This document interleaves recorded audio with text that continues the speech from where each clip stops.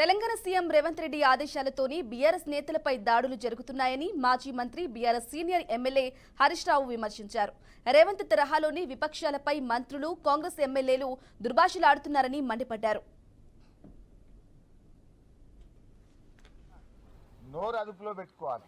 ఆయన మాట్లాడే భాష బజారు భాష, రెచ్చగొట్టే విధంగా ముఖ్యమంత్రి గారే మాట్లాడతారు. పేగులు తీసి మెడలు వేసుకుంటా, లాగులలో తొండలు జరగొడతా అని పిచ్చి పిచ్చిగా ముఖ్యమంత్రిగా ఉండి రాగద్వేషాలకు అతీతంగా ప్రవర్తించాల్సిన ముఖ్యమంత్రే రెచ్చగొట్టే విధంగా మాట్లాడితే డెఫినెట్గా కింద మీ కార్యకర్తలు కూడా అట్లనే చేస్తారు కదా. ఇప్పుడు ఇదే గాంధీ అయినా దానం నాగేందర్ బీఆర్ఎస్లో పనిచేసిండ్రు. కేసీఆర్ నాయకత్వంలో పనిచేసినప్పుడు ఎట్లున్నారు, రేవంత్ రెడ్డి నాయకత్వంలో పనిచేస్తే వాళ్ళ వ్యవహారం ఎట్లున్నది? 10 ఏళ్ళు కేసీఆర్ నాయకత్వంలో ఎప్పుడైనా మాట్లాడినరా వీళ్ళు? ఈ రకంగా రౌడీల్లాగా వ్యవహరించిండ్రా?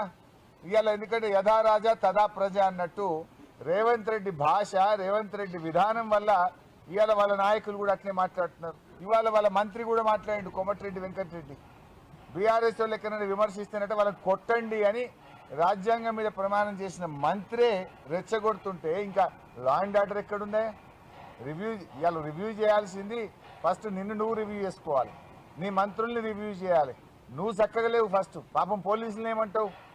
ఇన్ఫ్యాక్ట్ మేము ఇవాళ మమ్మల్ని అందరినీ హౌస్ అరెస్ట్ చేసిండ్రు. మరి ఇదే హౌస్ అరెస్ట్ నిన్న గాంధీ గారిని చేసి ఉంటే ఇష్యూ జరుగునా? ఇవాళ హైదరాబాద్లో ఉన్న బీఆర్ఎస్ ఎమ్మెల్యేలను హౌస్ అరెస్ట్ చేసిండ్రు, మాలాంటి వాళ్ళని హౌస్ అరెస్ట్ చేసిండ్రు. మరి నిన్న గాంధీ గారిని ఎందుకు హౌస్ అరెస్ట్ చేయలేదు? దీంతో తేట తెల్లం కదా. నువ్వే దాడి చేయమని గాంధీకి ఎస్కాట్లు ఇచ్చి, పైలట్లు ఇచ్చి దగ్గరుండి నువ్వు దాడి చేయించి, కానీ అదే బీఆర్ఎస్ ఎమ్మెల్యేలనేమో హౌస్ అరెస్ట్ చేసినావు. ఇలా రాష్ట్ర ప్రజలకు అర్థమవుతుంది కదా. దీన్ని బట్టి స్పష్టంగా అర్థమవుతుంది. నిన్న నిజంగా నువ్వు గాంధీని హౌస్ అరెస్ట్ చేసి ఉంటే నిన్న కౌశిక్ ఇంటి మీద దాడి జరగదు కదా. మరి మమ్మల్ని ఎందుకు ఇలా హౌస్ అరెస్ట్ చేస్తున్నావు? దీన్ని బట్టి ఇది క్లియర్గా రేవంత్ రెడ్డి ఎజెండా. ఇది గాంధీ గారు చేసిన దాడిగా మేము భావించడం లేదు, రేవంత్ రెడ్డి గారు చేయించిన దాడిగానే మేము దీన్ని చూస్తూ ఉన్నాం. ఇలా బాధ కలిగేది ఏంటంటే తెలంగాణ ఉద్యమంలో కూడా మా మీద ఈ రకమైన నిర్బంధాలు, ఈ రకమైన అణిచివేతలను 14 ఏళ్ల తెలంగాణ ఉద్యమంలో కూడా మేము చూడలేదు. కానీ రేవంత్ రెడ్డి పాలన ఎమర్జెన్సీని తలపించే విధంగా ఉంది. ముఖ్యమంత్రి గారు ఆయన